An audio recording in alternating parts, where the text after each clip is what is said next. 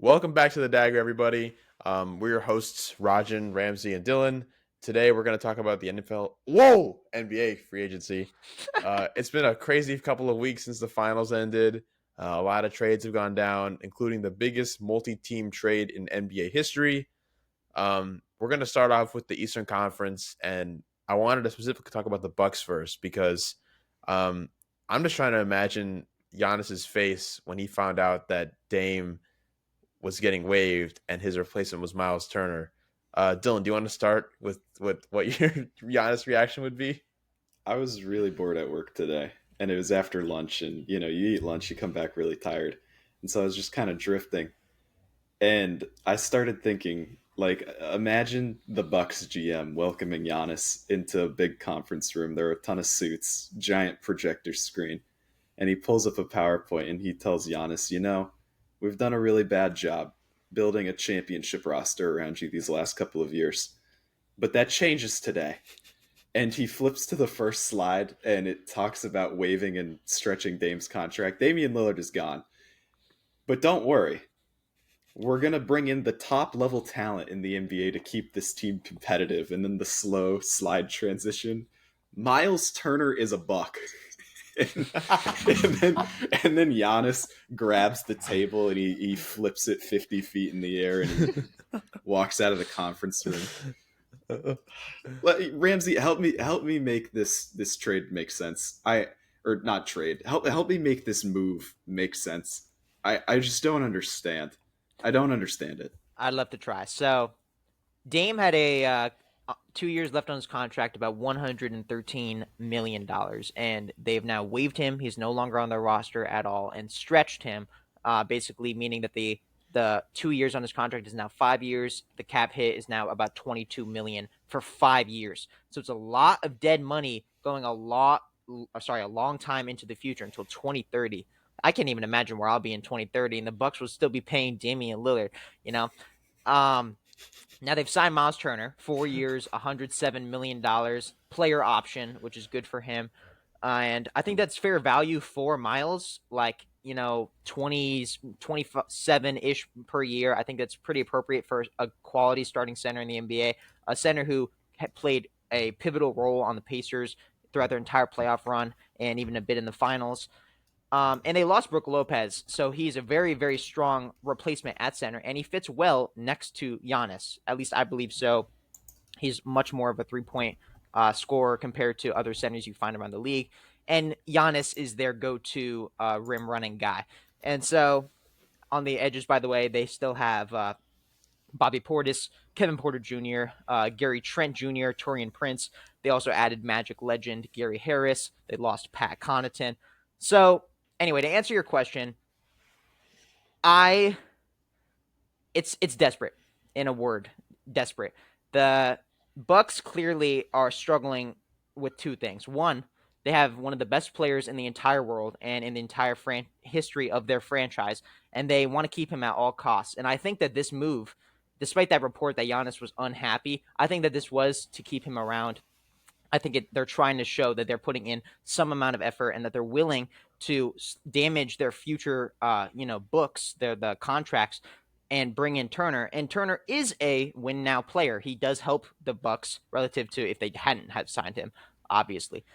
But they also have this other side, the devil on their shoulder, saying that Giannis's trade value will never be higher again.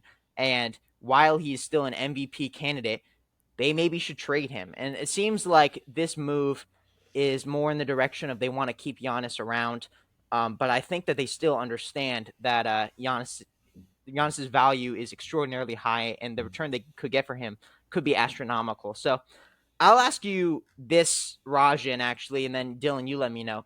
Do you think that a general manager's goal, like the Bucks' GM, should always be to contend and try to win a championship, which at this point would mean getting rid of Giannis and beginning the rebuilding process? Or is it okay to have your goal be to keep your superstar, sell jerseys, sell tickets, and keep him happy? Or is that never ever worth it when you have a situation like this right now? It's hard because, like, what should happen in a situation where the GM doesn't have their own personal motives is not like the case. Like in a perfect world, the GM's role should or like motive should be just the future of the franchise. So Mhm. if moving Giannis, even if it makes them unhappy, is the best thing, that's what they should do.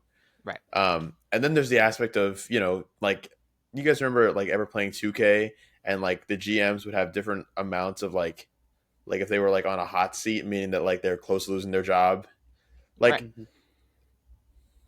obviously every GM wants to have a job. So they're more aware of that than anything else. So having a good fan relationship is also a big deal. So I think the GM's role or the goal should always be to contend, but when it comes, it's hard because Giannis. It sounds like the biggest thing that would make Giannis the most happy is going to a bigger market that's not Milwaukee. So by And doing this, they're doing something that would probably make him unhappy. That's pretty fair to assume, right? by doing what? By having Turner being signed and dropping Dame. I think that this is kind of a desperation move to try to keep Giannis as happy as possible while While in staying in Milwaukee. Milwaukee. Yes, but I Okay. agree with you that Giannis wants to win. He even had a quote a while ago about Europeans should be in the big market teams. How cool that would be. So, like, yeah, that could happen too. Then I think that the GM should have just not done this. They should have traded Giannis, got as much as they could have gotten for him. Do either of you guys see the Bucks, even as they were with like let's say assume Giannis or like not Giannis, Dame comes back from his injury pretty healthy, not obviously not pre-injury, but pretty good, and they don't have Turner, and it's just this current roster. Do either of you guys see them making a championship run in the next 3 to 4 years? No. No, I'm a 100% confident that Giannis will never win a title again for Milwaukee. And I think that after 1 year with Dame, it was already like written in the stars. And I think that the I moves to get Kyle Kuzma and everything they gave up to get Dame, including giving up Drew, like it's been over for years. I completely agree, and I think that to your point, then the GM should have just taken that as a sign and put his ego aside a little bit and said, "Okay, we've gotten what we can get from Giannis. He clearly isn't happy here anymore. Let's get what we can get for him and get a young core started and start the rebuild process." The fans are not going to be upset after winning a title less than 10 years ago. The Right. energy in Milwaukee, it's not like it's bad. You can name Yeah. what are some franchises that have really bad, relationships where like Utah probably is not happy. The Like Washington Wizards. pick any of those crappy franchises. Like not the people, not the fans, but I mean when it comes to that kind of stuff, then you have to just say like, okay, we've gotten what we can get from this person.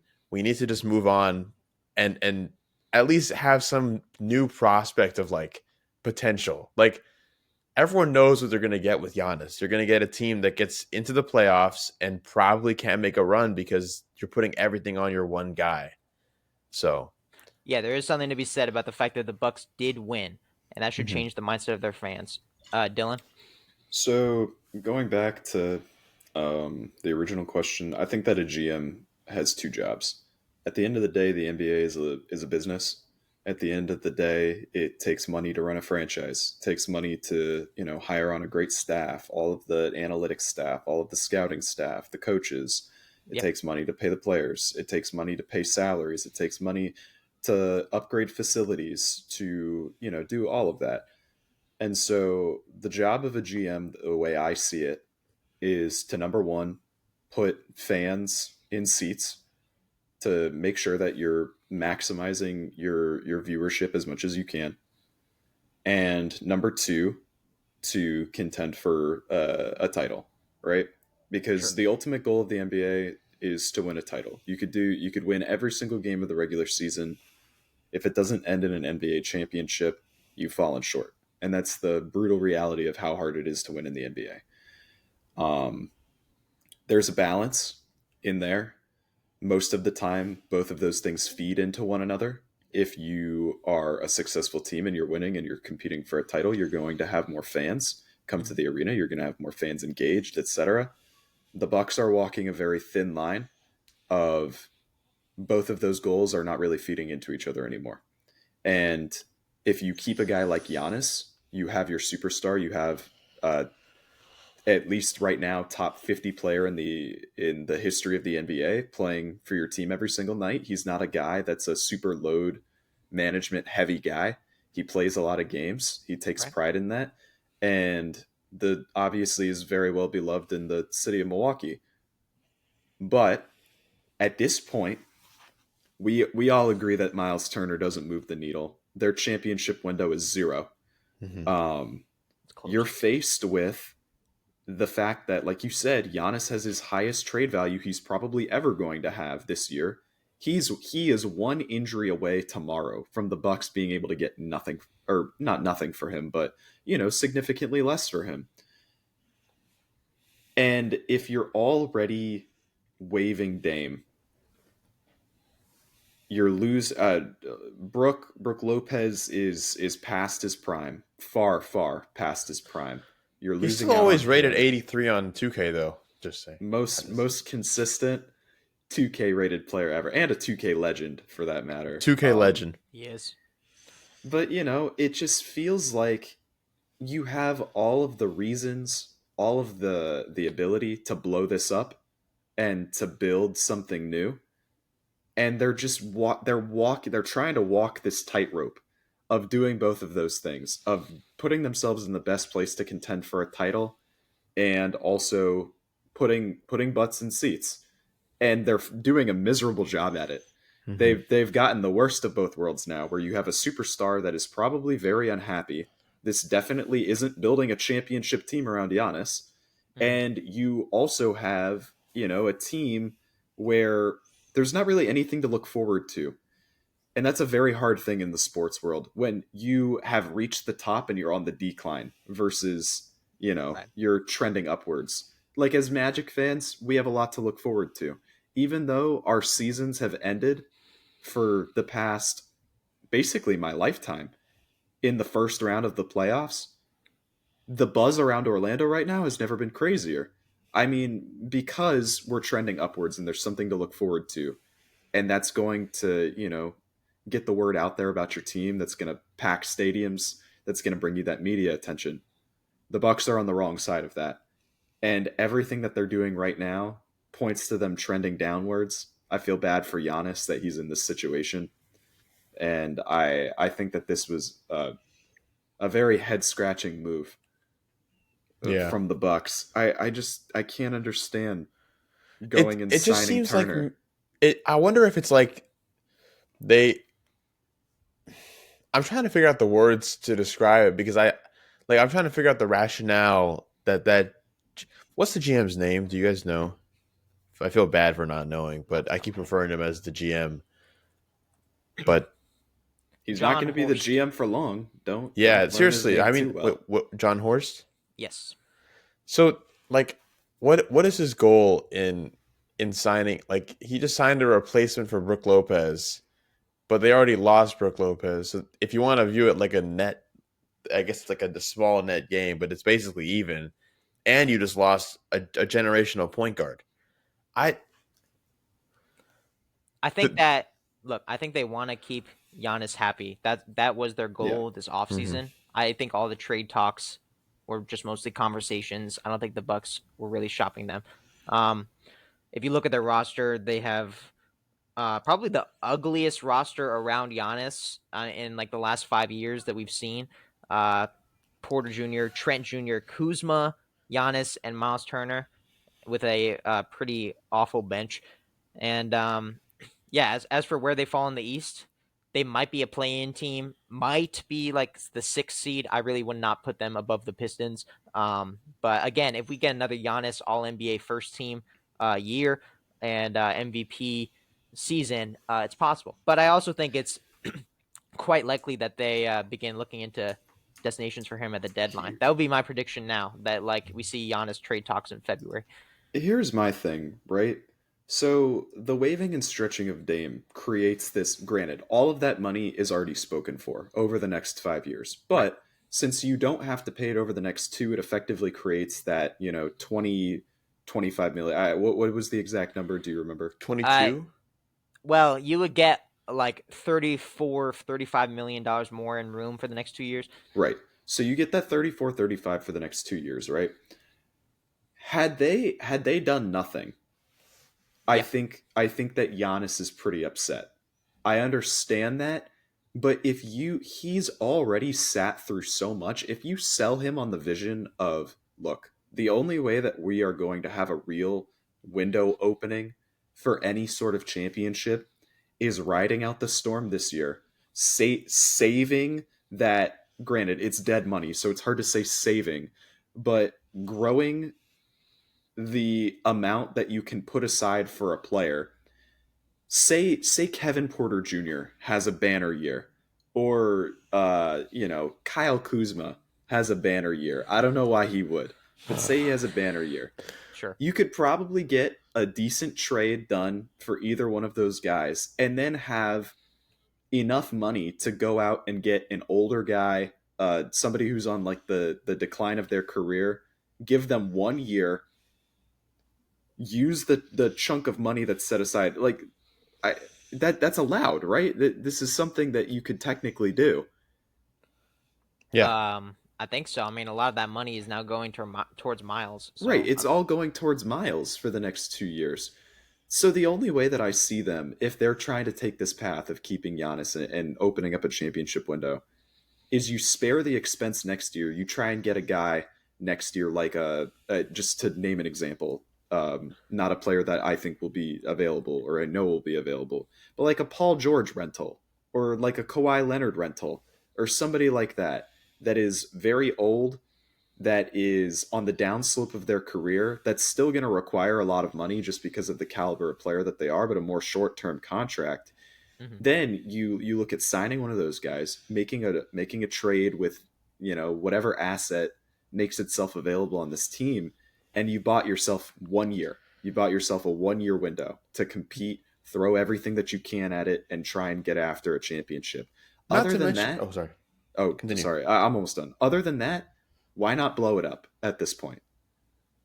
Because they're doing a half and half. They're trying to win a championship, and they're trying to keep Giannis happy, and they're falling short on both because they're trying too hard to do both.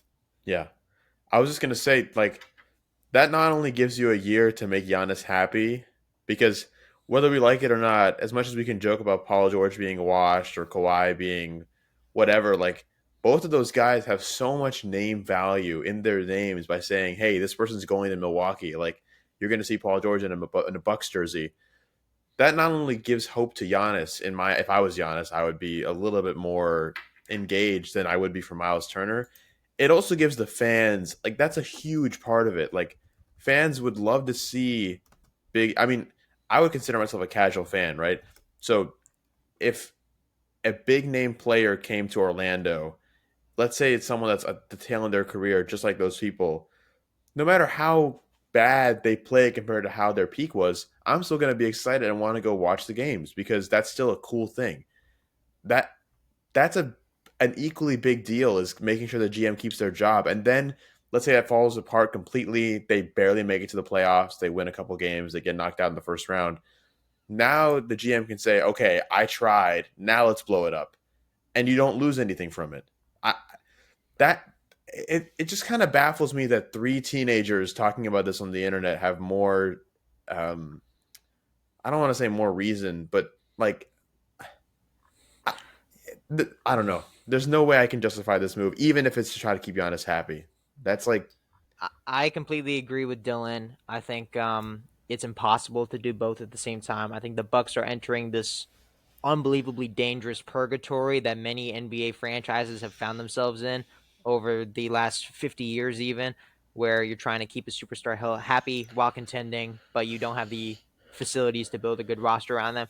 Like, as much as we've hated on the Suns for years, um, they are in this horrific stage where they own essentially none of their picks. And since falling short in 2021, they've been trying to rebuild with D Book. The Bucks do not own any of their first round picks until 2030, and they are now entering the exact same situation as Phoenix, and it's just scary. And so I feel bad for Giannis, and I think that if the Bucks want to try to be competitive in the future, their only hope is to trade him. A couple spots in mind that I remember were Atlanta and San Antonio. I think both of those teams would really adore him. And yeah, if you Is got a is haul from San Horst Antonio, Is Horst pulling up a chair next to Ishbia at the Bad GM Summit? You know what I'm I think talking he about? is. They got first class tickets. Yeah, man. Are they sharing a table? They're trying to discuss, how they could possibly trade away any of their other Yeah, future man. draft picks in A exchange two for queen bedroom, depreciating assets. chatting in the middle of the night. Yeah. Yeah. Finally, about the Bucks. I just want to say I don't actually really feel that bad for Dame. I understand his injury is awful. I feel bad about that. But in terms of what the Bucks did, he's still going to get all of his money, and I think it being over a longer amount of time is not bad at all. And now he gets to choose where he wants to go. Like, he did not say I want to go to Milwaukee. If you guys remember, his top choice years ago was Miami, and now he has the right to rehab on his own timeline or sign with another team and go to a team that he wants to and try to contend again next year. We're not looking at Dame playing until the 26-27 season, most realistically. Dame, do you guys have any Dame spots in mind? Because I have two. Nothing jumps out to me besides, well, only because I don't know. So so he gets his payout of what is it, like 22 a year Yeah. from Milwaukee over the next 5 years.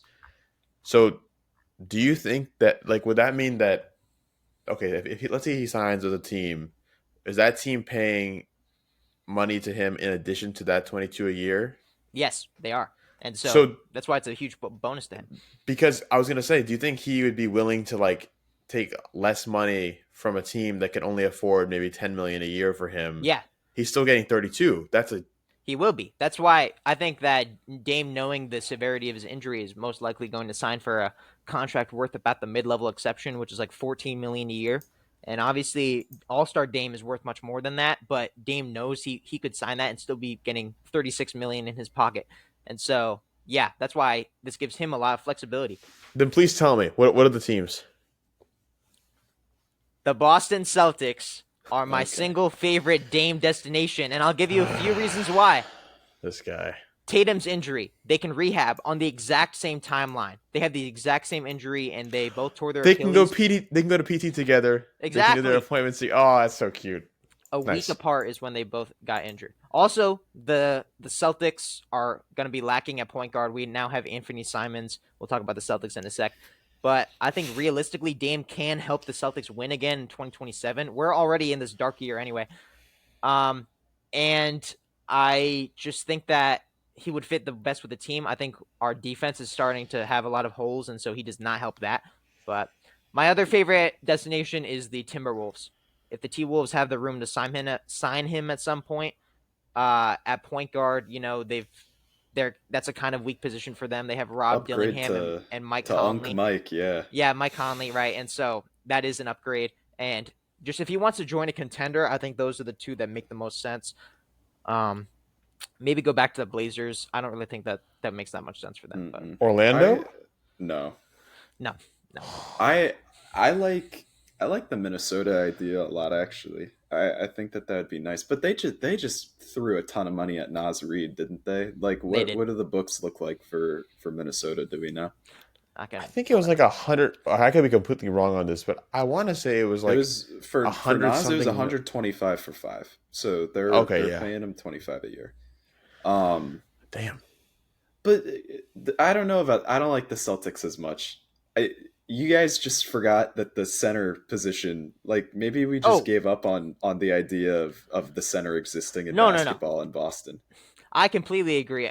Our front court, which I'm gonna really dig into the Celtics about how terrible we look in the big man division, but yeah, Dame is not first priority, and I would much rather spend that money on a center. Like Miles Turner, DeAndre Ayton. Go to hell. Because what's the starting five looking like for the Celtics? Derek White, Damian Lillard, Anthony Simmons, Jaylen Brown, and then whatever 6'7" guy that you want to throw out there. That's really funny, bro. Yeah, we got okay. I guess we'll jump to the Celtics. So you play Sam Hauser at the 5.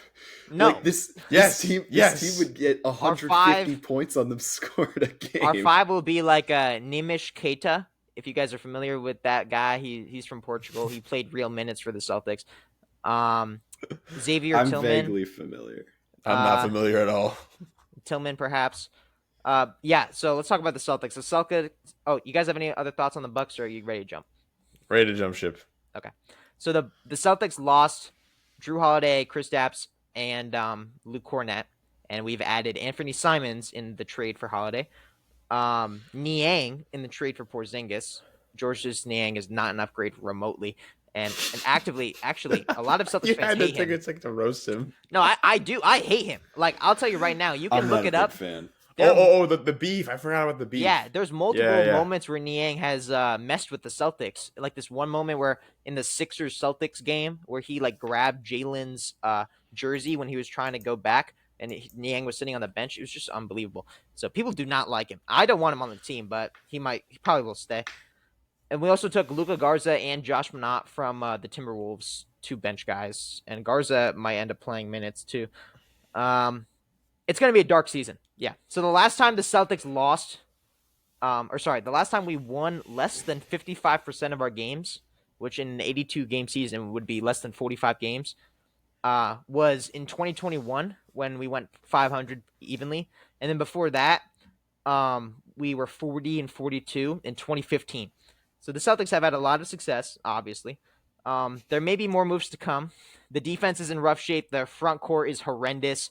I think that we still might see Sam Hauser or Simons or Niang be put in some sort of trade to upgrade in that position. Jason Tatum is going to be out for the whole year, so maybe we'll see a Jaylen Brown rise. I just want to say thank you to the 2024 Celtics.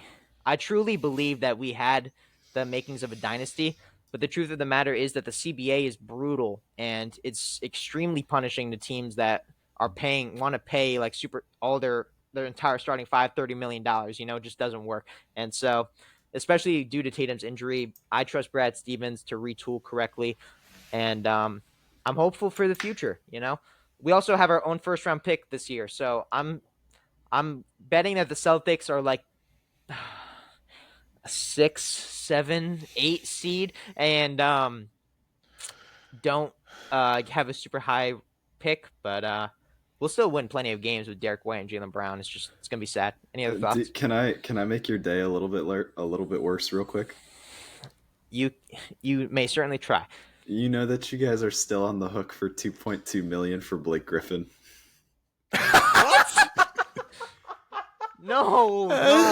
Oh my god, that's good. I just looked at the cap holds for the Celtics, and I saw Al Horford, which makes sense. O'Shea, Brissett, Torrey Craig, and then I read Blake Griffin's name, and it shot me back like through a portal to 2019. I can't believe he's still on the books for you guys. Wow, that did ruin my day. Yeah, You can try. If he wants to come out of retirement, you found a big man over the height of 6'8". No, bro. So keep doing the commercials, Unc. You got it. pull him out of the podcast chair right now. Yeah, we're probably gonna lose Al Horford too. We'll get to where he might sign later. But yeah, Horford, Cornette, Holiday, and Porzingis gone within the span of a month is just really, really sad to see. We never would have thought this after obviously no one saw this coming, but it's just so crazy how fast the league changes. Like it does. There it is. Yeah. And it's crazy how every single time a player is like on some kind of trade, they go to Portland to like live out the rest of their like sad career. They get put out to pasture. Yeah, like in some God, that's place awful. like Sacramento or Portland. It's funny because originally Dame was traded for Drew between the Bucks and Blazers, and then the Celtics jumped in and took Drew from the Blazers. So they just sent him right back to where he belonged. Like thanks for letting us borrow him. Simons is great value for for Drew. I'll say that. I think that we won that trade because of Drew's huge contract, and Anthony is a negative on defense, and so the Celtics. Obviously, we've lost a lot of our defensive identities since moving on from Ime Udoka, but he shoots a lot of threes, so I'm excited for that. I think that's the Celtics game plan next year. Is they're gonna pull a Houston Rockets under D'Antonio, and they're just going to shoot as many Yeah. threes as a game will possibly allow you to. And it doesn't matter if they have a group of 5 guards on the court. They're either going to hit all their threes and they're going to win the game, or they're going to miss, Right. 60% of them, and then they're going to lose because they can't get a rebound because they have nobody on the team over 7 foot. The So, worst part about it is that actually is not an awful strategy considering how good they are at shooting the rock. yeah, it's not. I mean, they're built Yeah, for man. Yeah. I think we did set the record already for most threes attempted in a season. So just try again. Sam Hauser, Peyton Pritchard, let it fly. Arguably, your 3-point shooting got better in the offseason, which is a kind of funny thing to think about. But yeah. All right, those are my thoughts on the Celtics. Anything else? Are we good? All right. Sorry, C's. It's all good, man. I'm a very blessed sports fan. The Gators and Celtics both winning a basketball championship. I can rest easy for a decade. I genuinely mean that. I know how lucky I am. So, I'm excited for both to be competitive in the future, but it's okay. I'm all aboard on the Magic train now, that's what I want more than anything. All right, let's move on to the Atlanta Hawks, right? So, I'm going to throw at you what they've been doing recently. They've been very active in free agency. They've signed Nickeil Alexander-Walker and Luke Kennard, and they traded for Chris Stapps from the Celtics. They've lost quite a lot of their rotation. Clint Capella, Karis LeVert, Larry Nance Jr., Niang, Terrence Mann. But I think what they have is extremely strong.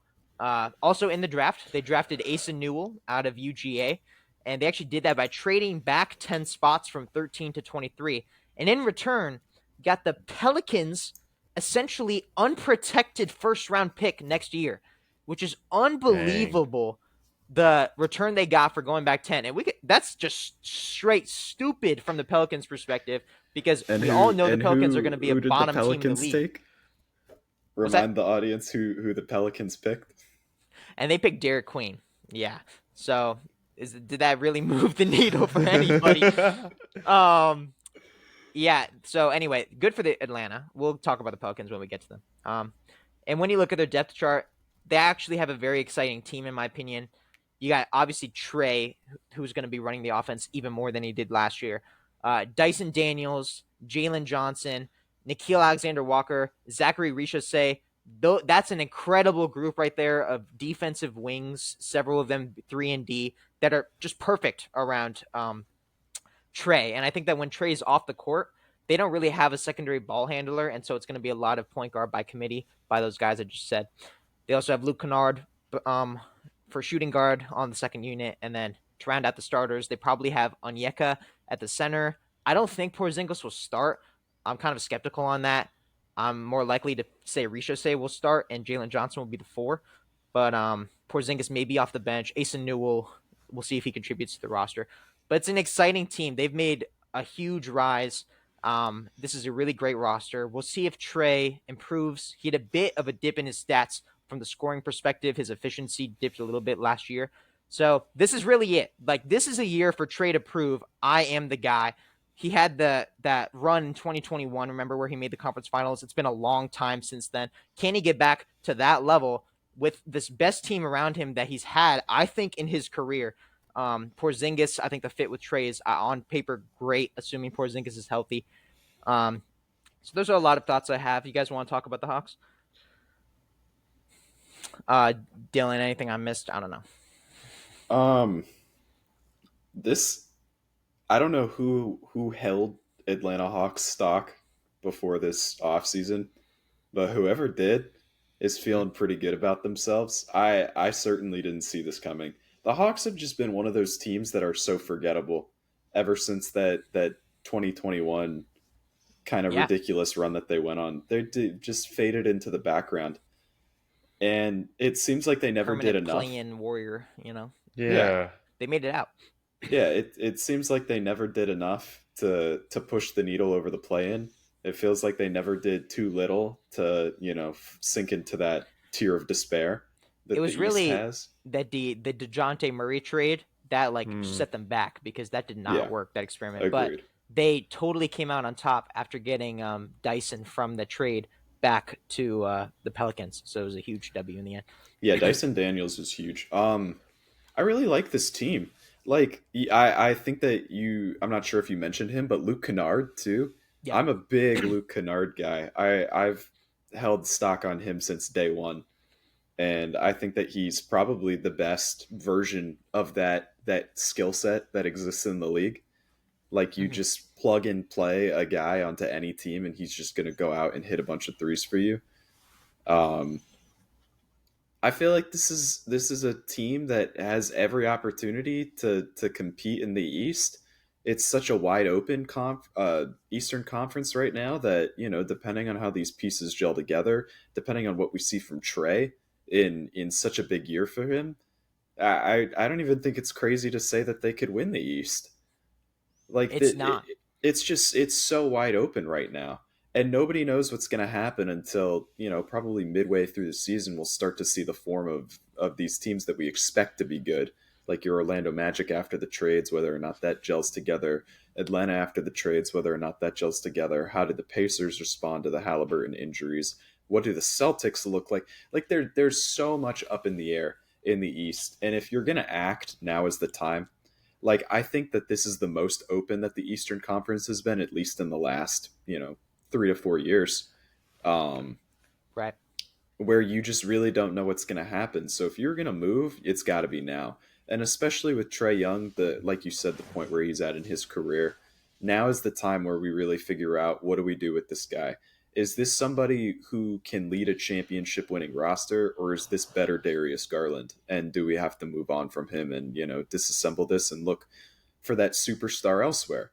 So I'm very interested to track the Hawks development. I think that they've stocked up on those guys that are just silent killers, that just do the right things. Your Nikhil Alexander Walkers, your Dyson Daniels, like those guys just do Could so see many things much more of a jump from functionally. Reese Shea this year for sure. Yeah. Hmm. And if they can get anything productive from a rookie Asa Newell, like, this is a very legit team. So I'll pass it over to you, Rajan. I don't really have much on it. Just that I don't know if I understand what you guys are saying about the East being wide open. I think it's right. The Celtics are definitely not going to get. It's safe to say they're not going to get beyond the fifth seed in terms of like upward trajectory, right? Like, that's the bottom half of the playoff teams is that's where I have them right now. Is that The fair? Hawks. No, the Celtics. Oh yes, yeah. Okay, and then you factor in Indiana with Halliburton and Turner gone. Mhm. Yeah, that makes sense. But I think I'm not as gung ho about them because I don't see this being a team. They have a lot to prove. Trey has a lot to prove, like you guys said. But I don't see it as a team that really has like the juice and the oomph to get to the number one seed. It to me, it's still, and this is going based off of a feeling, so this could just be completely misinformed. But I feel like New York is just so much better constructed. Like, I trust that team more to win more games in the regular season and to go on a playoff run than I do the Hawks. Sure. That's completely reasonable, and I would have agreed with everything you said if you asked me 2 months ago. But we just watched the Indiana Pacers be one game away from an NBA championship, and I think Mm, that it would be inappropriate to assume that that can't be replicated by another team. And I think that if Trey Young, for example, buys into the identity that the Hawks are trying to build a bit better, they can make a run. You never know. The playoffs there's so much luck involved. I think that the Hawks are behind the Cavs and Knicks in terms of title contention. They're definitely behind the Magic, but I think they're above every other team. Like, I would put them even fourth. Detroit. Yeah, I think they're better than Detroit on paper. Wow. And I honestly think that if you want to make some sort of FanDuel futures bet, I think putting a Hawks Eastern Conference champion ticket on your uh parlay is a great idea because of the value later. Like, not that I sports bet, but the whole cash out system is like the Hawks value is only going to improve throughout the season in my opinion. So, Yeah, Hawks to a championship is probably going to be oh, Nicely great. done. Nicely done. a Nicely pretty done. common. Thank you, thank you. It's probably because it's such a value ticket, like, it's the thing that you cash out big on if you're right, and Right. You don't lose too much if you're wrong. Right, lose Hawks- relatively minimal. Hawks if to you're win wrong. the East plus 950. As I Sure. was actually correct. The Knicks, Cavs, and Magic are above them. All right. Anything else? That's a good point. I I'm gonna have to watch more Hawks ball this year for sure then, because I'm also not like I haven't watched a Hawks like game. I only watched it like when they're like the one team that's playing on like League Pass, and so I have to watch like Hawks versus Hornets. Ugh. Classic. This is 7 p.m. it is banger. a really good time for League Pass demons. The Magic are up, the Hawks are up. I was gonna say the Wizards are up. Like this is pretty strange territory for the the League Hawks are Pass definitely one of sickos, the best League Pass teams of the season. for We sure. should actually rank League Pass teams. Or That'd be Dude, that's really- good. I like that. We'll do that next month or later this month. Final thing too, Jalen Johnson signed a new contract. He's making 150 M's over 5 years. It's a pretty good contract. It's pretty high, I think, for him, or not a little bit high. But one thing I just want to say, it's tradable. $30 million a year for that kind of guy is exactly what you might find in a trade package for a superstar. And so I would not be surprised if the Hawks are competitive and then start looking for moves this coming trade deadline or next offseason. Like I said, Giannis with Trae Young, that is a pretty perfect fit. And so watch out for that. That's the same valuation that they gave Nas Reed, right? 150 for 5 years. His was. Oh no, his 125. Yeah. Never mind. All right. Next up, we were talking about them, the Detroit Pistons. The Pistons have been a little less active than you might have thought. Like I've seen them in the news a lot, but basically what they've done is they've signed. I was gonna say certain players have been very active. Yeah, let's get to that. So they signed Karis LeVert and Duncan Robinson. They re-signed B-Ball, Paul Reed. They lost Dennis Schroeder and Tim Hardaway. Tim Hardaway was their second best shooter, an incredible like vet presence, great shooter, like I was gonna say. And you know who their other great shooting presence was on their team? Malik Beasley. And nobody knows what's going on with Malik Beasley. I don't think we're really in the right space to talk about it because there have been a lot of allegations, and right now he's getting investigated. Nobody knows what the future holds. He seems to be posting on Instagram like enjoying his life. I genuinely don't think he's going to be in the NBA next year, but what do I know? Like, and that's crazy because I remember being like, the Magic need this guy so bad like 2 years ago. And he was fantastic, but like, wow, Jeff Weltman, you saved me, So thank you. They also drafted Chaz Lanier, who I know you're familiar with a bit, Dylan. But, I'm a big fan. I was hoping that the Magic might snatch up Jazz in the second round. Yeah, so I do have the Pistons below the Hawks, but I think they will be a top 6 team. Do you guys agree with that sentiment? Yes, confidently. Right. Yeah, great. Like 6. Well, definitely better than 6, 7. Stop. I wrote in my notes that they're cute. Anything else? I think cute is the exact right word. Like that. Yeah. That's like the perfect way to describe this, and it's not like in an insulting way either.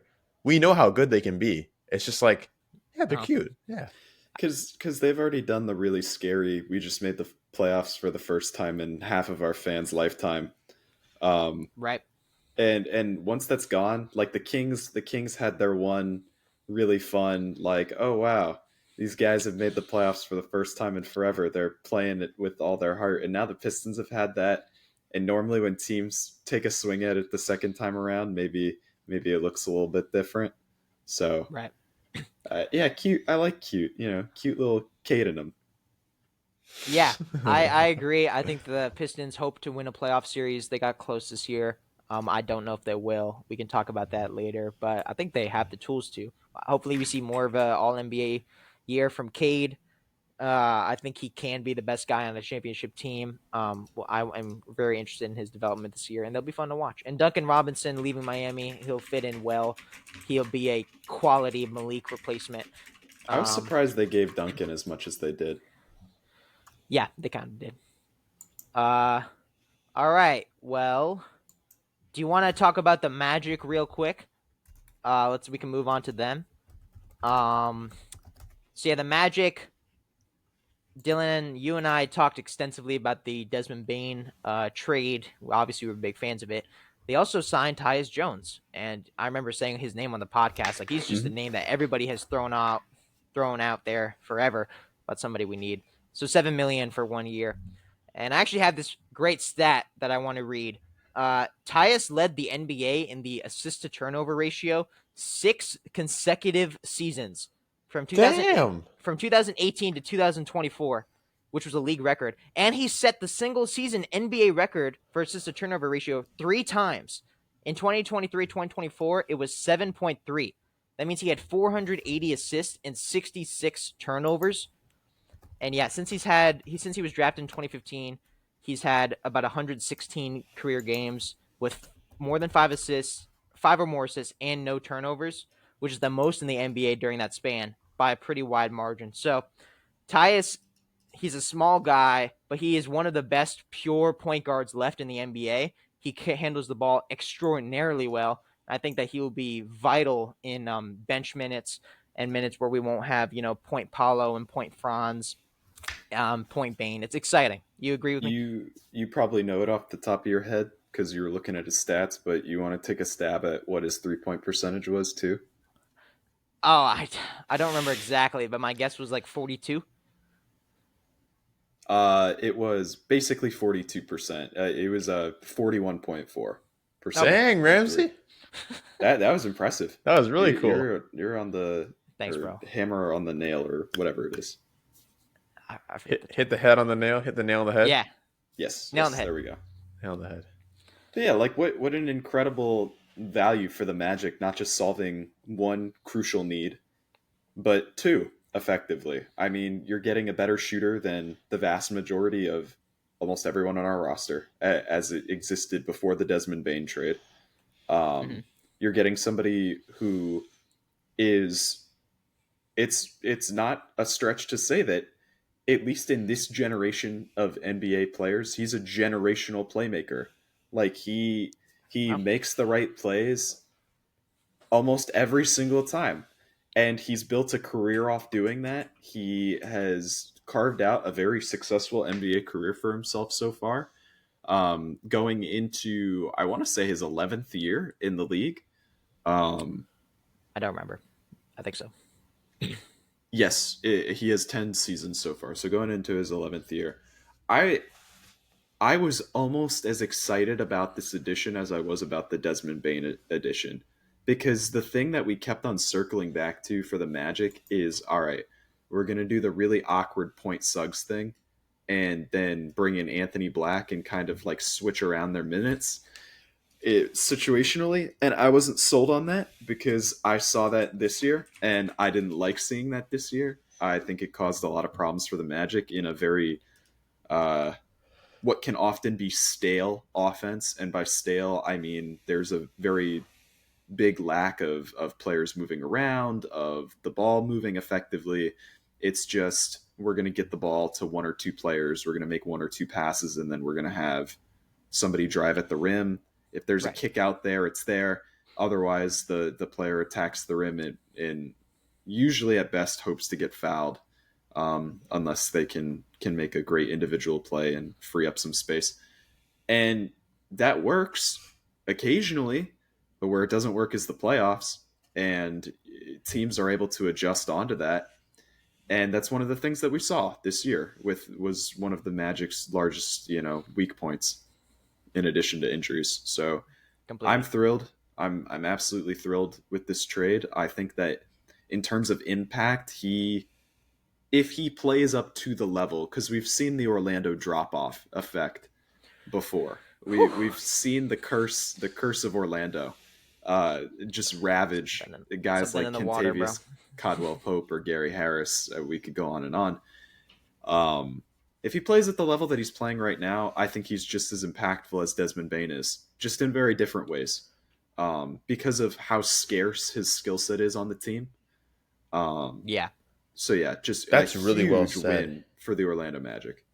Yeah, like in a very unique way. Like I don't want to compare him to TJ McConnell. That's not what I'm trying to do here. But the way that you just explained like you guys know how TJ kind of fits that same, not the same role, but the same level of uniqueness of his role as like a bench, like fire, like gets the team get going off the bench, a great 6 man type of person. I know Tyus Jones is not Yeah. necessarily the 6 man, but what you're saying is completely right. And I think people, at least from what I've seen on the internet, have overlooked this trade completely, and or not trade, like there's so much attention on Desmond Bain because I guess it's fair to say that he's a better overall player. Like if you had Oh to yeah, just go one totally. to Oh, one, significantly, yeah. but again, like you said, the role that we desperately needed that role that Tyus Jones fills. So yeah, I Yeah.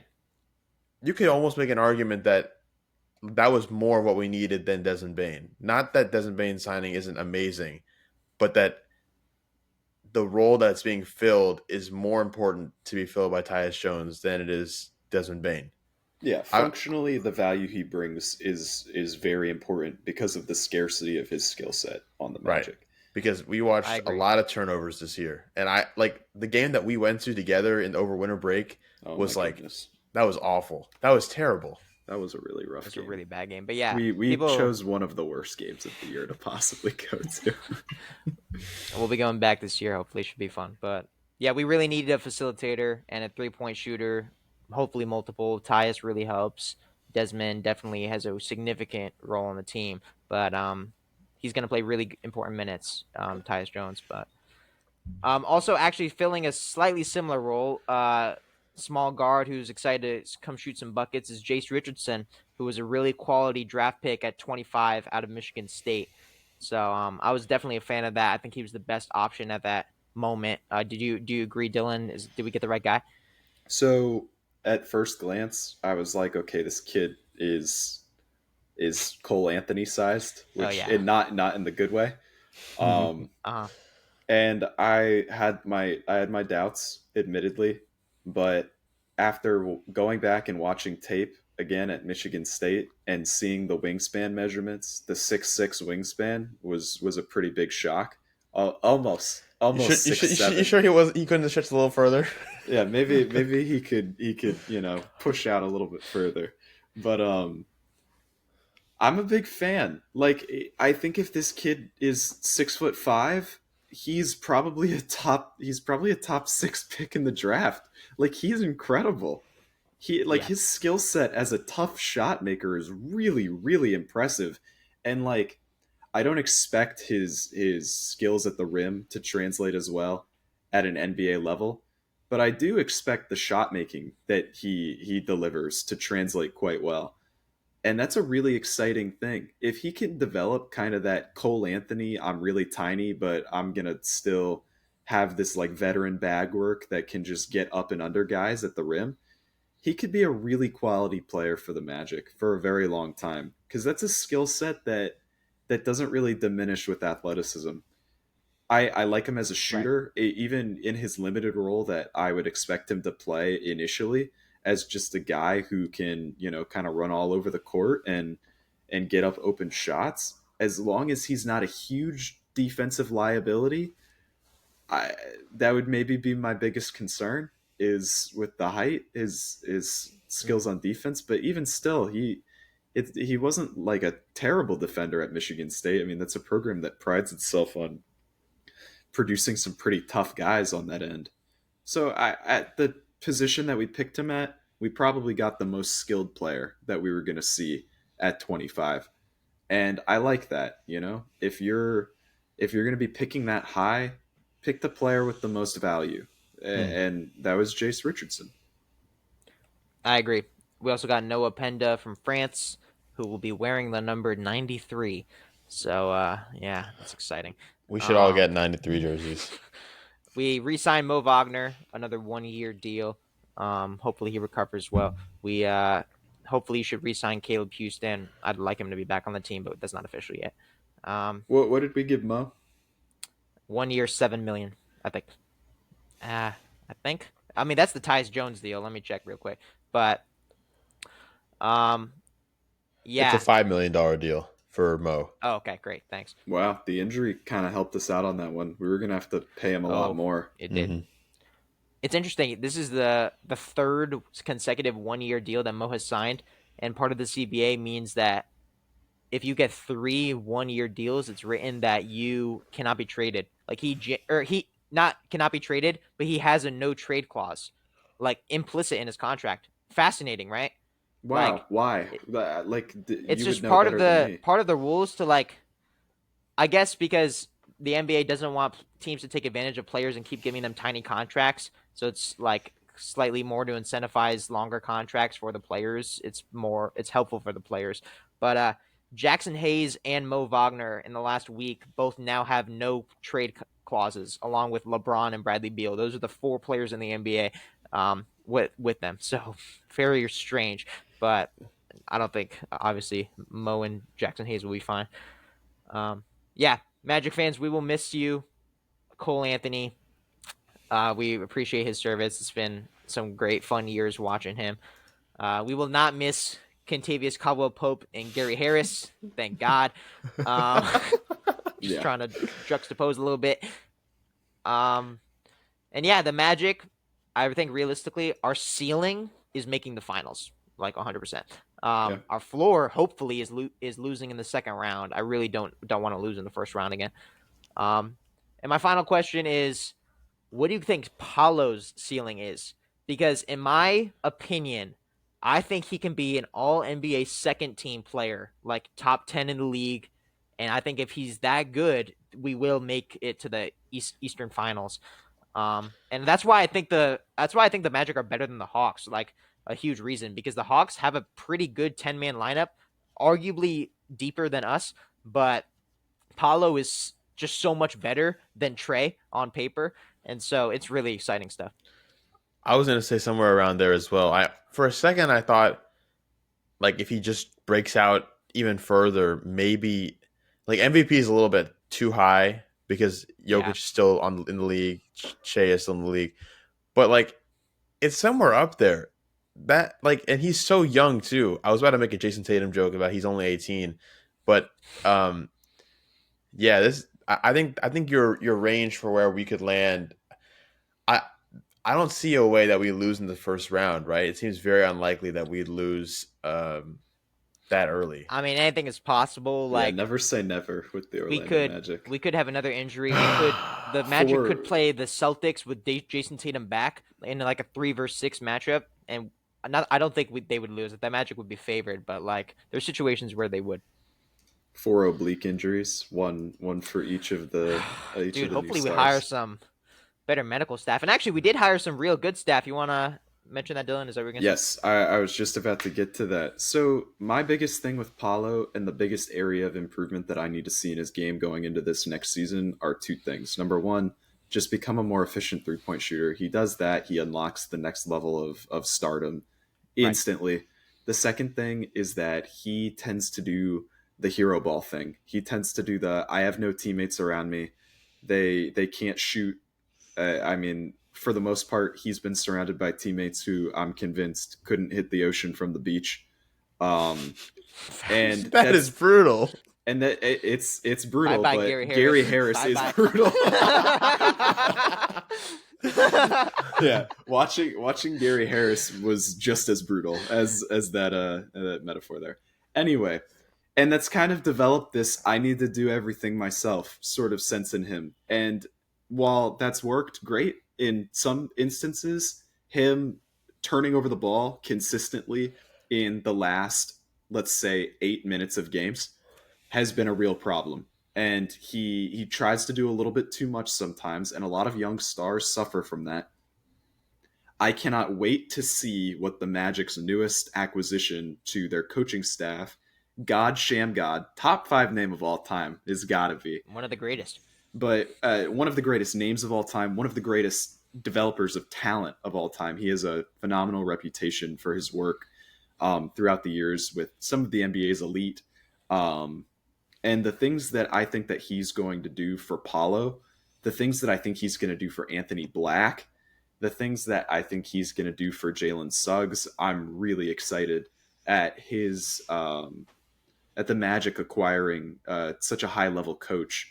And I think that maybe not necessarily in year one, but in years, 2, 3, 4, 5, etc., that's going to really start showing and paying dividends in guys popping up like, oh, Caleb Houston is now a 13 point per game scorer. Anthony Black is shooting 38% from three and is a reliable option to go to late in games. Like I see teams like that all the time where the Miami Heat find these guys out of nowhere and you're like, "Oh, that guy's going for 24 and 8 in a playoff game. What's his name? I've never heard of him before." Mm-hmm. Quality teams have quality staffs for a reason, and they are able to find and develop guys like that, and that's what the Magic have been missing for so long. So huge win for Jamal Mosley and his staff. They also added Joe Prunty, former Bucks assistant Yes, coach. I did see that. So he's going to be joining Shamgod and Jamal. Prunty, by the way, he has a lot of experience with a bunch of NBA teams. He was interim head coach for the Bucks for a little while, and he worked with Jamal Mosley before in Cleveland. But he's most notably known when he was an assistant for the Spurs. He won 3 championships there, so he has a lot of experience. Just another guy in the Popovich coaching tree. So the Bucks are making, or sorry, the Celtics are making. Third try. The Magic are making a lot of smart decisions on the coaching front. Did Gary Harris blind you? The ghost of Gary Harris, dude. If you say his name 3 times, he'll appear behind you and curse Gary you. Harris, Gary Harris. A brick will fall from the ceiling. Sorry, guys. That was Gary. All right. Yeah, exciting times for Magic fans. All right. We're going to take a break, say bye to Dylan. We'll see you, Dylan, next week, and then Raj and I will be back in a moment. It's been a pleasure, gentlemen. Take care. Have a good night. We'll be Have right a back. good dream about Giannis and walking into that conference room while you're at work tomorrow. Yeah, maybe in a fat suit. Maybe a la James Harden. Can't wait. Welcome back, everybody. We decided that we're going to finish talking about the East and save the West for a later episode. So we're going to talk about the Knicks first. A lot of big moves. The one that stuck out to me is the signing of Mike Brown as the coach. I think this is a great move. Ramsey and I have talked about a ton about how, well, we share the same sentiment, right? That we both didn't like Tibbs, like as the coach and how he coached the team. We both think that Tibbs is a good coach, but we both understood that Tibbs could never have taken the Knicks to a championship. So to that end, like Mike Brown comes, like there's an aspect of basketball coaching, I believe, that's not just like fundamentally about the game, but also about how you treat your players and how you establish a relationship with them. And Mike Brown not only comes from the Steve Kerr like tree of like coaching and like basketball IQ and like the fundamental way to play the game, which is good. In my opinion, the Steve Kerr like methodology obviously has worked successfully for a number of years for the Warriors with and without KD. But not only that, Steve Kerr treats his players so well. They all have meaningful, it seems to be that they all have meaningful relationships.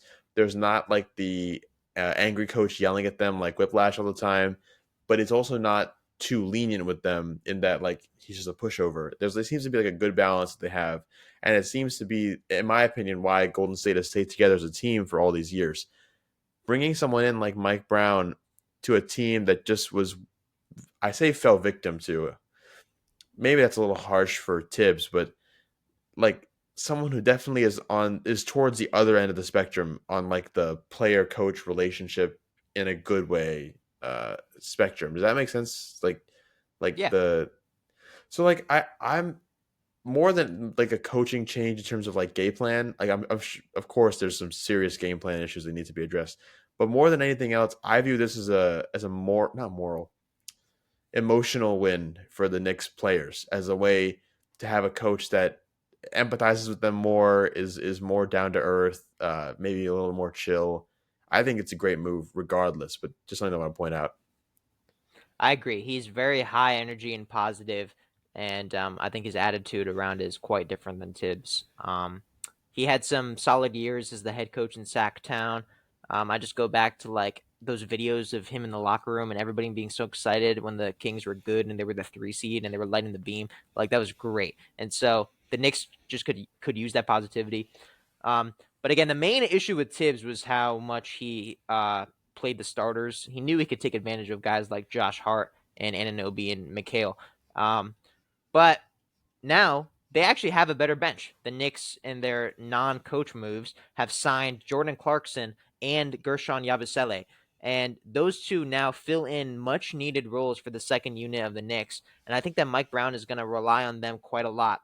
So we have the starting lineup that we all remember of the three Nova guys, OG and Cat. But now their second unit is very, very strong. You have Miles McBride, Jordan Clarkson, Yabusele, and Mitchell Robinson as like the 6 through 9 guys. And so it's a very exciting roster. Those two definitely are going to come in and play real playoff minutes. Um, they're much more well-rounded. I'm confident that Mike Brown will help get the most out of this team, and I think in a way that Tibbs may have not been able to. But in Tibbs' defense, he never had this quality of a bench necessarily. And to be fair, he didn't really start experimenting with the bench until very deep in the playoffs when we were seeing way more minutes from, the likes of like Landry Shamet and other players. And so, yeah, it's just exciting to see this.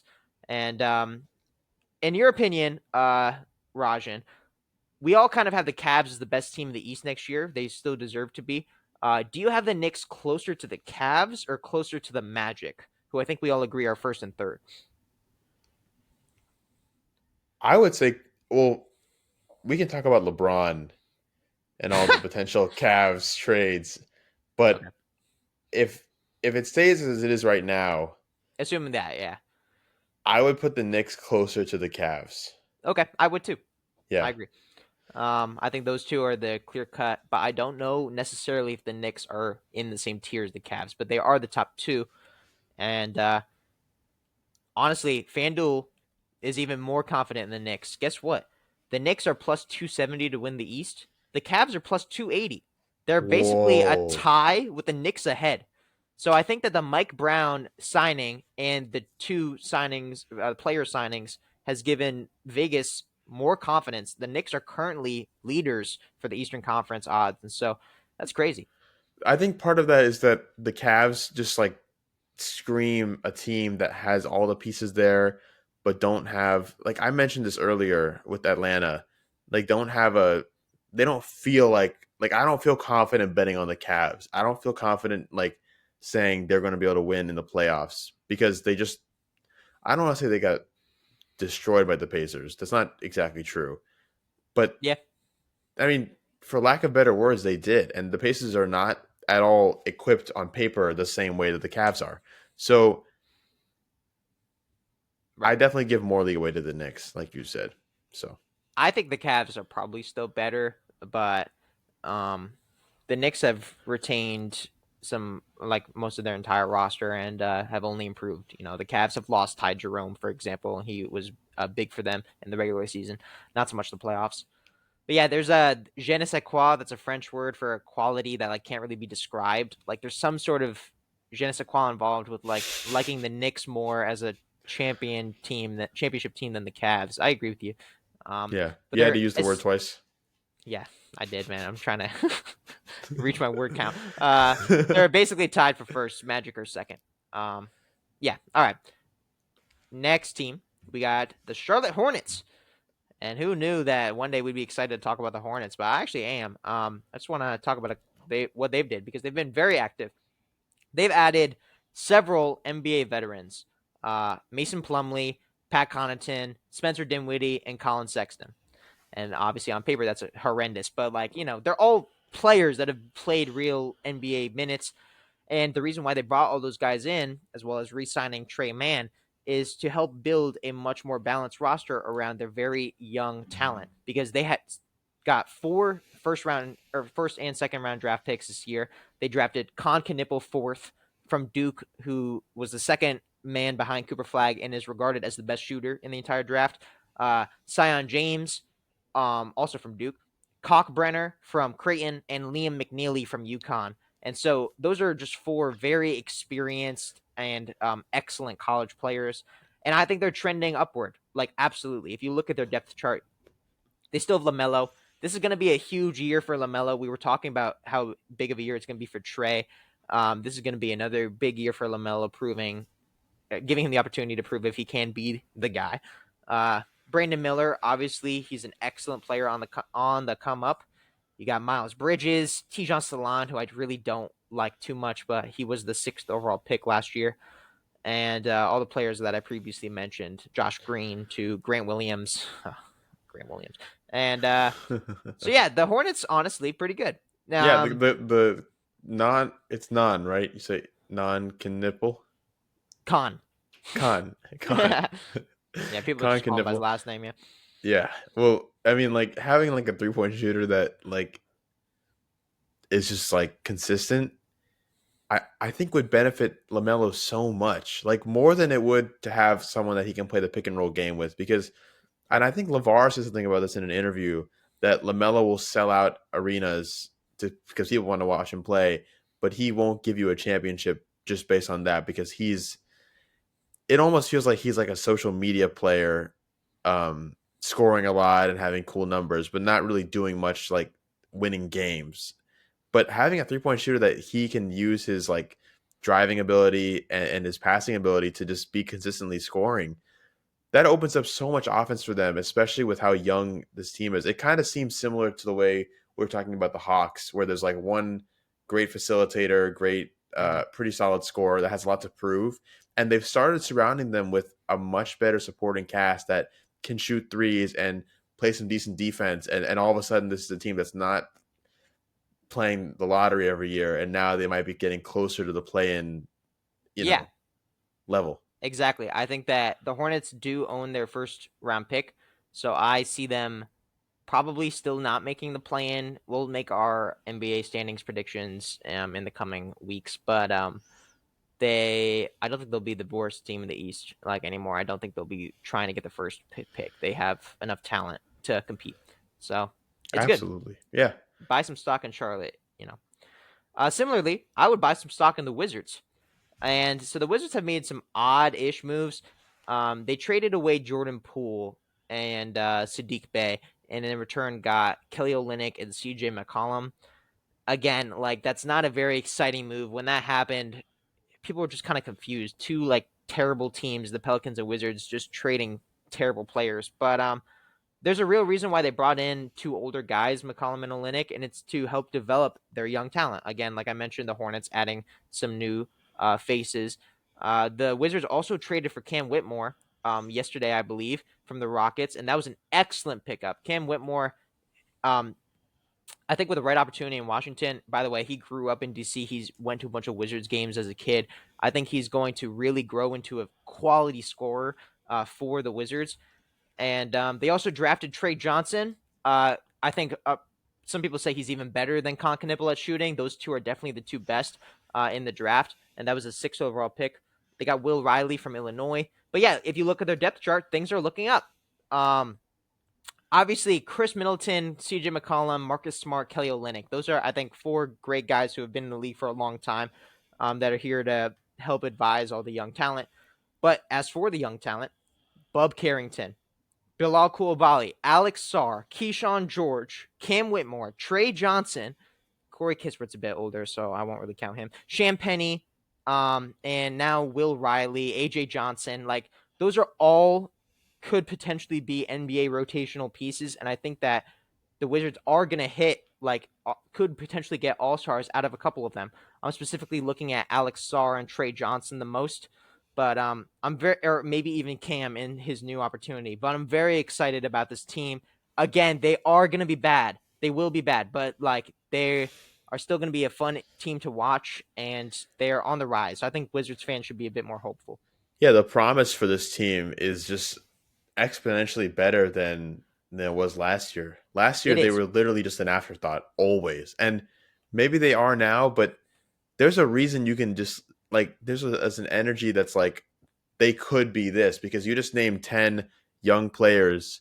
Like Right. I'm one or two of those is at least going to make an all-star game a couple times in their career at the minimum.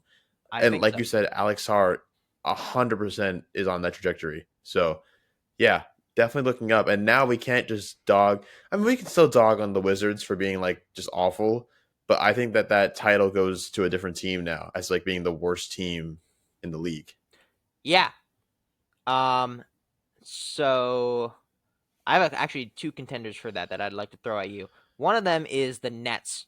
Now, I don't think the Nets are in the worst possible situation, but they're in kind of this weird ground. Okay, so they added Terrence Mann and Michael Porter Jr.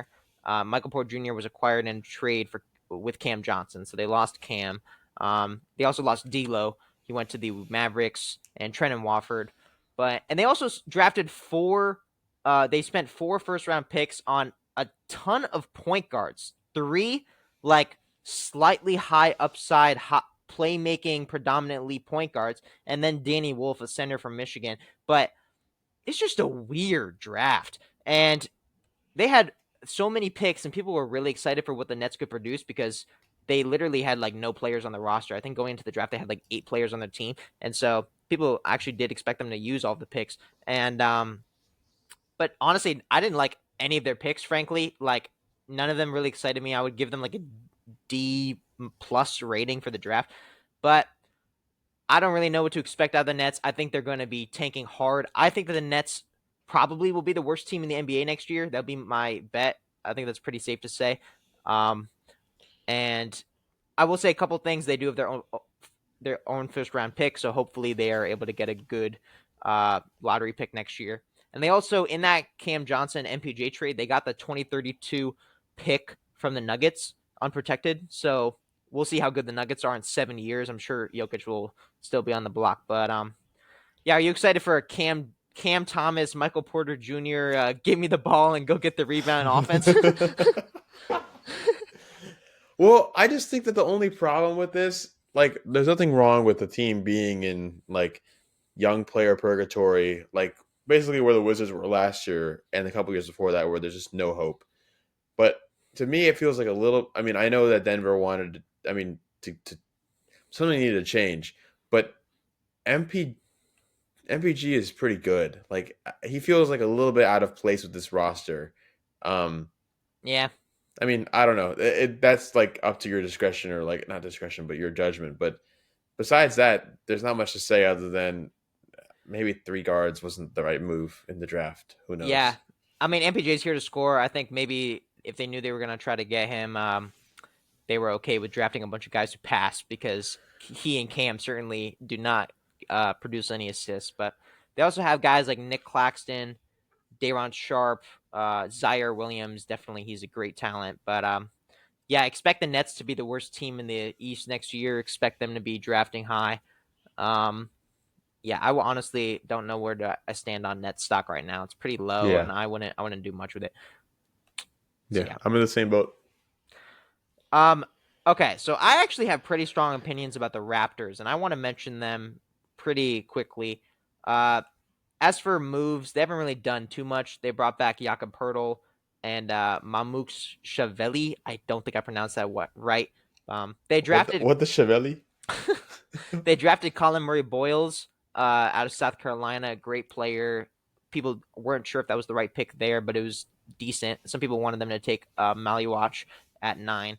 And they also drafted Elijah Martin, by the way, Gator legend who won the championship. They drafted him in the early second round. So I'm excited. I hope Elijah gets a good role on that team. And I actually think I want to talk about this with y'all another day more in detail, but I think that the Raptors have the worst direction in the NBA. I think that they're headed in like the single worst trajectory. And I think that they're so unbelievably like invaluable. So if you take a look at their cap sheet, right? Scotty Barnes, in my opinion, is the only player of like significant value to the team. But even you and I know that Scotty is not like a 1A1 player. He's getting better. I'm getting better.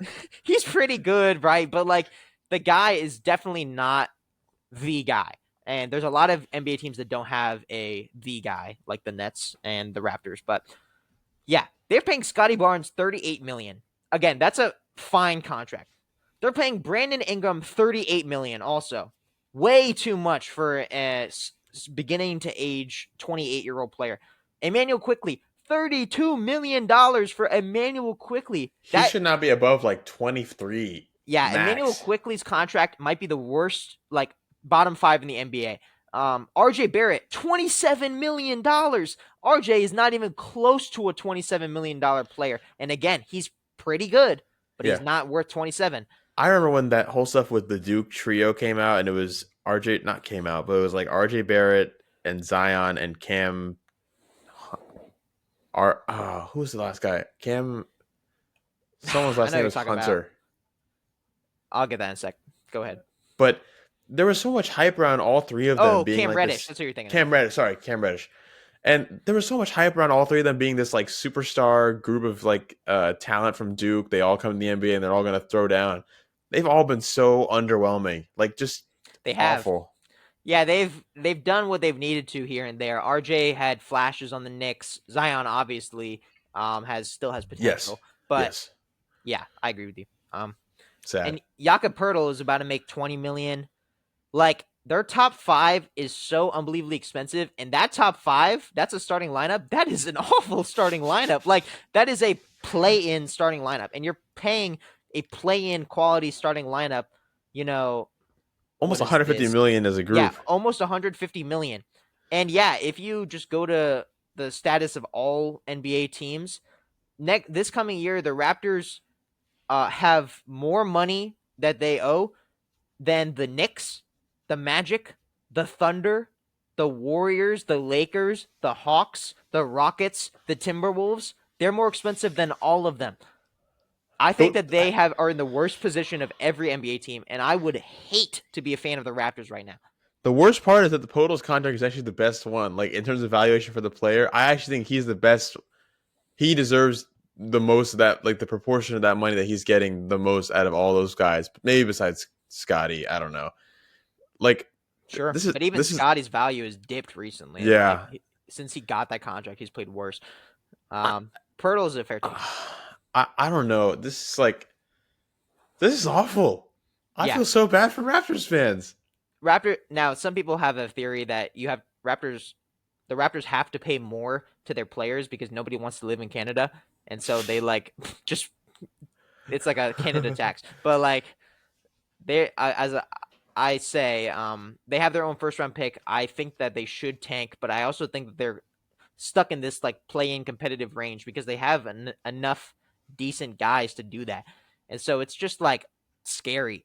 And I don't honestly even know what they do. I got to put more thought into it. I think that they should look to trade some of their guys, but it's not exciting. Emmanuel Quickley, RJ Barrett are so unbelievably overpaid that they're going to set the franchise back years, and we're not going to care about the Raptors for a long time. That's what I think. Yeah, there's not much of a window, at least not for the next 10. I would say confidently 10 years.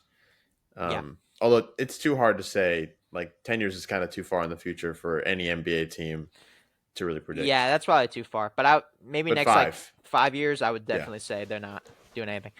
Do you have another team you want to talk about next?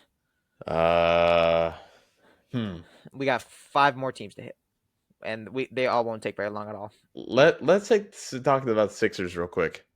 All right, because this is also a team that has, I would say, better trajectory because I don't know what is Jared McCain's injury like timeline for returning. I don't know off the top of my head. You could check that if you are able to. But the Sixers, they've added Trent and Wofford. They've lost Yabusele. That doesn't really mean anything to me. They drafted VJ Edgecombe at number 3, and Edgecombe has been great in the summer league in his very tiny sample size. He's an exciting player. I think he fits perfectly with what the Sixers want to do. Yeah. Young core, fast pace, lots of energy. Yeah, and he was just the best talent, and so even if there might have been a slightly better fit on the board, you just got to take him. And so I don't really know.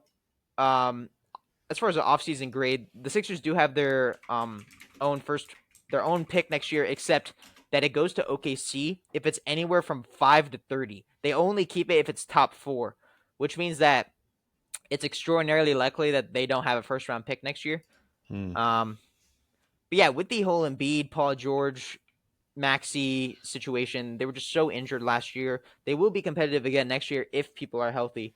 What do Um, you think of like LeBron going to Philly? that actually was one of the locations that I saw listed somewhere. Like, Really? yeah, like the Lakers take on Paul George's horrendous contract. I think that that is a horrible decision for the Lakers. I think that obviously LeBron does fit well in Philly, but I also don't think that they win a ring. So I don't like it.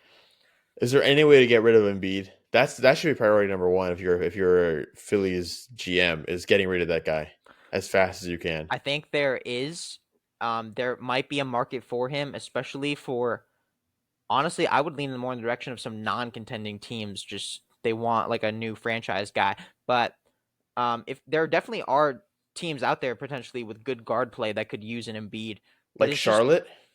maybe, yeah, maybe, but Oh. like it's just Embiid has tanked his value so much, and if they were to trade him like after his MVP season, which I remember saying like they could trade Embiid now and set themselves up significantly better for the future.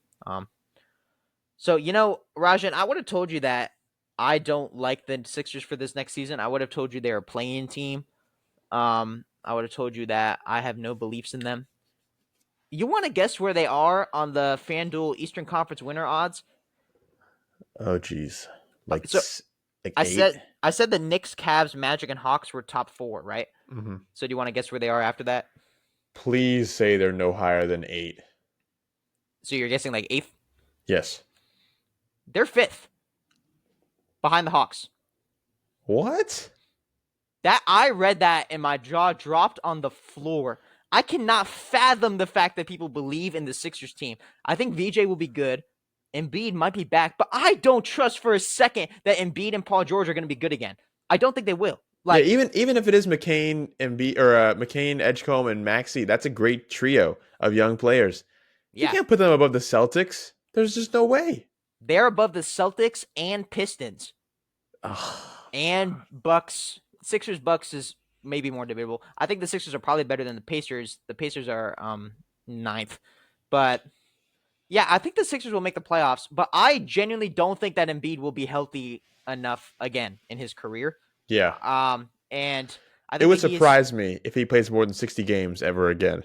It would. I agree with you, and I think that Embiid is still produces sometimes as an MVP level player. Like he's just that kind of scorer, but I have lost all faith in him, and I cannot fathom the fact that they think that they are the fifth seed next year. I do not think there's a chance in hell that they're better than the Pistons.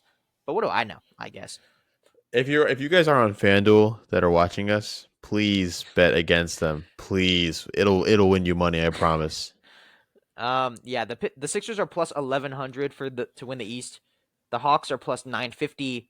The Pistons are plus 1300, tied with the Celtics. So they're all close. They're all They're close. close, but it shouldn't be that not I that it agree. shouldn't be that close, but it shouldn't be that order of close. I personally, I want the Sixers to be behind the Pistons and Celtics. I think if they're above the Bucks, it's okay. I don't Hmm. completely agree with that, but You yeah. can So argue about your Miles Turner, Giannis, whatever, you can, but and you cannot. Giannis will play more than 60 games, and he will be an All NBA first team player. Embiid will not. Yep. But also, the Sixers have a better roster besides Embiid than the Bucks do besides Giannis. So that's a fair argument. But Um, there's also the argument to be said. What happens when Embiid gets injured in Game 20 of the year, and it's something that's really, really bad, and all of a sudden it's a repeat of this year, except I guess with a slightly better young core. Then I'm taking Giannis and Turner all day over that group. I would too. Preaching to the choir. Yeah, Man, don't bet on that. FanDuel's messing us up. Interesting though. All right, let's rapid fire some teams. The Heat. Cavs. Oh, Heat. Oh, Heat. Let's do the Heat. okay, we can do the Heat. So the Heat got back Davion Mitchell and Simone Fontecchio. They lost Duncan Robinson, as I said, to the Pistons. They just could not pay him. It's all right. They drafted Kasparis Yakachonis, and Yakachonis was considered one of the best picks in the entire draft. He fell pretty far, and he's just one of those guys where everybody could tell immediately, like, how do we let him fall to the Heat? He's going to be good. Like, you go back to Jaime Jaquez, who had a great rookie year, and Kellel Ware, who had a fantastic rookie season recently, too. Yakachonis is going to be great, and he's going to be scoring 20 for them in the regular season. We're just going to be shocked, you know. Hmm. Uh, unfortunately, though, the Heat are in also a really bad situation. Like I think they're pretty directionless right now. Um, they have Tyler Hero and Bam Adebayo. They have Kel'el Ware on the rise, and then they have just a lot of, in my opinion, mostly unexciting players. Obviously, guys like Yakachones and Jaquez and Davion might be good, but the Heat are also just staring at the play-in right in the face again, and I genuinely think we're gonna get like a Heat Bulls again. Like Hmm. they're they're not going anywhere. I mean, you've maybe followed the Heat a bit closer than me, but like, do you have any strong opinions about this team?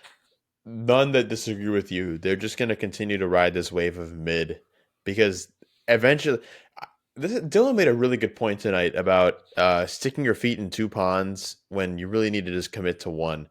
Right. The Heat have these like young players that are pretty good, but they don't have any real splashes, and so unless they decide to overhaul their roster completely, get rid of these guys, get as many picks as they can, and kind of go the Thunder route of like just getting picks and using them to the best of their ability, they're going to continue to be this way because I mean Miami's a pretty big market, so they have money, but no one wants to go there. No big free agent in the next 5 years. Who are some big free agents that are going to be like on the market? Okay, I actually, Giannis yeah, Giannis maybe. I don't think he have built a good roster to attract free support agents. someone exactly, Yeah. exactly. So Um, I yeah, know Dame used to want to go there. It's possible he chooses there. I just think that would be dumb. Like, I think if he is gonna keep playing, he should try to win a ring. That's what he wants, hmm, right?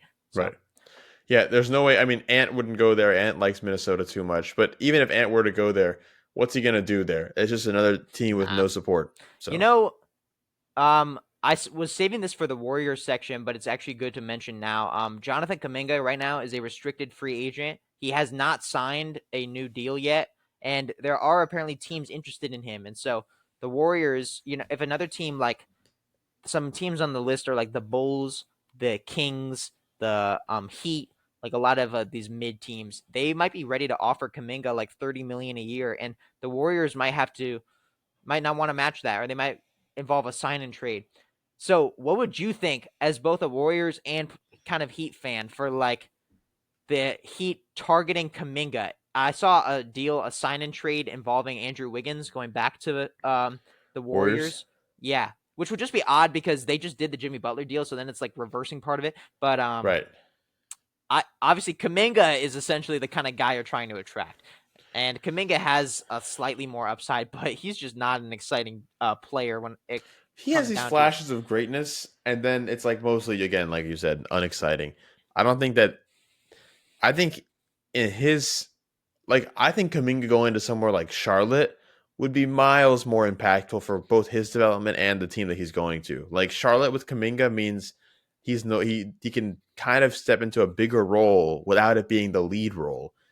Like if he's in Miami, he wouldn't be the number one guy, but he'd be pretty close to it, right? It's He like might be, to he be might honest. be.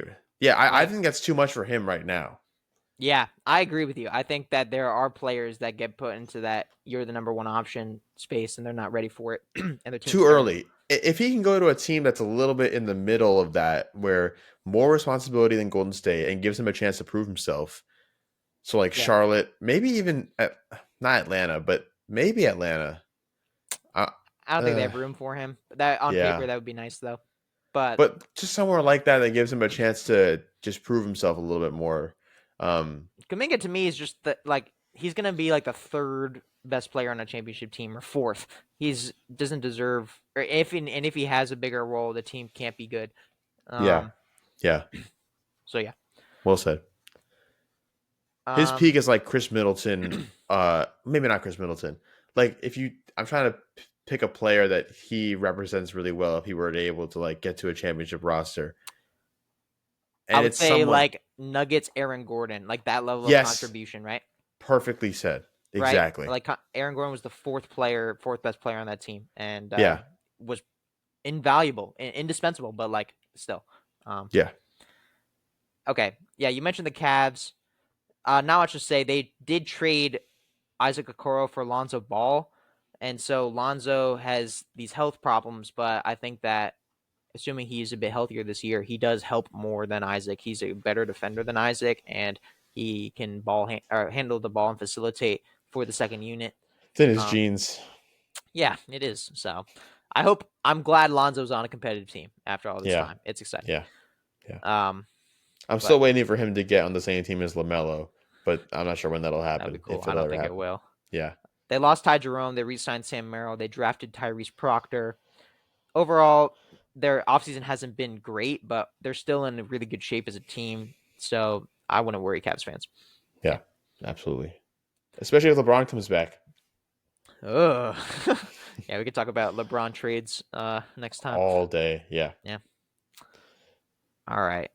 Two more teams. I guess I'll just Pacers. Oh, yeah we we can do the can Bulls. either or to be honest. Let's do the Bulls then. Okay. Like Lonzo for Okoro is like a for uh, Yeah. right? Again, it's not very exciting. It's just funny that the Bulls like literally never get back draft capital. They traded Alex Caruso for Josh Giddey straight up, and then they traded Lonzo Ball for Isaac Okoro straight up. There's no picks involved. I guess they don't care. Um, I know they traded Zach LaVine, but they're just a bad team, and so they might make the play-in again. Uh, Josh Giddey also a restricted free agent. He's in the same situation as Kuminga, where there are other teams that might be looking at offering him like a 30 million-ish contract, but I think he's going to stay in the Bulls. He had a good enough season for them. They drafted Noah Senge. He is a high upside player. He was in the lottery, but they just have a terrible direction. Yeah, they have their own first round pick, so that's good. If I were a Bulls fan, I would look to trade Vucevic and start tanking even harder. That'd be my goal. But because Hmm. I think the Bulls really need to commit to the tank. It's been so long. I mean, they should have done that years ago when they had DeMar and Levine, and it started failing after the injuries. But yeah, Lonzo and Caruso and DeMar and Levine are all gone. The only player left from that era that's still here is like Vucevic, and then other surrounding guys like Patrick Williams and whatever. We can't lie though. I mean, like in hindsight, it's fair to say they should have blown it up then. But I was definitely excited to see that. There was a part of me that was like, man, this team could make a run because I Oh, just right. yeah, I completely agree. There was a genuine moment where they were the first seed, and before all the injuries, like I would love that team too. But yeah, Now it's time to go. yeah, but again, that we've known that or we gave them a chance, and that was like 3-4 years ago, and it's been a long time where they have sat and done nothing. And so the Bulls front office is known to be horrendous, but they got to get active. Indiana. Yeah, well, we started with the Bucks, so it's only fitting that we end with the Pacers. Um, After losing in the NBA Finals and losing Tyrese Halliburton for the next year, they also lost Miles Turner, a franchise cornerstone. He's been there 10 years. He was drafted in 2015. By the way, fun fact: I saw that now that Turner has changed teams, Devin Booker is the only player from the 2015 draft that's still on the team that drafted him.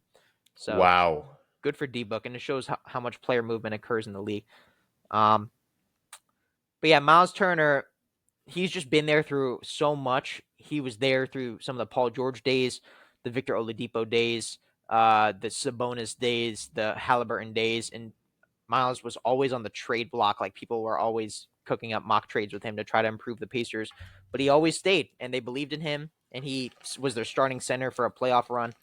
And so it's very exciting. And then he leaves on his own volition. It's not even a trade. He just signs with their crosstown rival, who they've had several like playoff series with over the last years, and it's really a true rivalry. Like the players genuinely don't like each other. It's one of the only rivalries like that in the NBA, I think, and they're in the same division.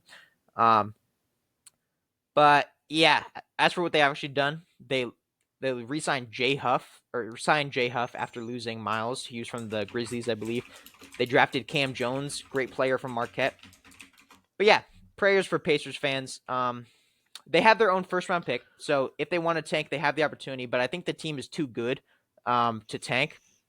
Uh, Rajan, in your opinion, what is their floor and ceiling next year? Do you see them more as like play in first round exit? Do you think they can make the second round without Tyrese? To me, it depends on when, because Hallie's not getting back until it's a calendar year from when he got hurt, at least, right? I'm Yeah, not which was sure. the end of the finals, which means I don't think he's Ugh. playing next season. So I still have a lot of trust in Pascal, especially um, just given the opportunity to be the main guy. And I also I think my little brother and I have been talking about this since he started watching the finals and also the Eastern Conference Finals. Mathurin is like one of the best one-on-one scorers in the league. Like he Mm. is genuinely dangerous when he gets when he gets going, when he gets his groove going. They still got Nemhard, they still got Neesmith, they still have TJ McConnell. I I was initially gonna say play in, but I actually think they're gonna be 7. I think that they're well, no, I can't say that either because of the Pistons and the evidently the Hawks. Mm, no, who was the team that we said that shouldn't Sixers. make Sixers? Maybe play in then, but I could also see this team at least making the second round as a ceiling. I could totally see that because now all those talks about not having experience. I mean, this team largely has stayed the same identity wise and mostly player wise. They have every reason to go back to the playoffs and have that experience edge, even when they don't have the player edge this time. So, You're right. The and experience. I just genuinely love the team. They're just so Yeah. wholesome and fun to watch. It's hard not to hope for the best for them. They'll have a lot of people rooting for them, but with a great coach, like legendary coach Rick Carlisle, with an experienced and high chemistry roster, which is rare to find in the NBA. Guys like you mentioned all those guys, Obi Toppin too. I think will play more Oh, minutes. yes. He was the last guy I think, and but yeah, I expect to see much more from Mathurin and Nemhard this year. Those are the two guys I would look at as with Tyrese out, those guys should burst out even more. And so Mm-hmm. it's really sad. I feel so unbelievably bad for Pacers fans who, I mean, in game 4 of the finals, they were winning in the fourth quarter with minutes to go, and they could have taken a 3-1 lead. And in many alternate universes, they won that game, they won the championship, and Tyrese never injured his leg. But that's, as you texted, shortly after, that will go down as one of the greatest what ifs in NBA history. And I really don't want to be negative, but I think it's fair to say that the Pacers may never get that chance again, with in this Tyrese Halliburton era. And that's a scary thought. But the truth of the matter is that it's happened before. Like Devin Booker and the Suns in 2021, everybody knew that team could have been good enough to return, and they never will get that chance again. And a lot of teams just trip at the finish line, and it wasn't the Pacers fault at all, Fault. Yeah. right? There was a lot of really bad luck involved, but if it's true, it's true, and so Mm-hmm. I really feel bad for them, and I know they'll be missing Miles. Yeah, but I do believe ball don't lie. If it's meant to happen, it will definitely happen. I I hope so. and I could totally see a Hallie redemption year, where he just goes insane scoring in addition to his passing, and they just destroy whoever the other team is. I could totally see them going evil Pacers instead of the smiley Pacers, and they Yeah. tap into Hallie's other voice, and all of a sudden they're insane Hallie's a again. young dude. Hopefully he recovers better than some of the older players who have that injury do. And if he does, then the Pacers will be a pretty optimal target for a lot of free agents next year. Mm-hmm. And you could see them improve their roster next offseason. But the Pacers and Celtics are both kind of in this middle ground this year where they kind of remove themselves from the contention conversations as their superstars heal. And Yeah. so Yeah. it'll be all right though. Shout out to Pacers fans, and yeah. Yep. All right. Okay. Thank you guys for watching and listening. We hope you guys are having a great day, night, wherever you are. Stay tuned for our Western Conference breakdown, which will be coming out next week.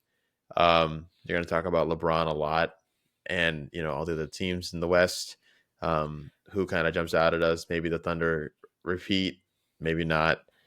I'm excited to definitely talk about the Rockets and Nuggets. Oh, yeah. Which teams do we think can challenge the Thunder the most? Because it's really hard to win back to back, and we know the Thunder are primed to. But I believe in Jokic. Yeah. And I believe in KD with that Rockets team. So That'd we'll be see you great. guys then. Make Take sure to care. follow. Right. Oh, yeah, yeah.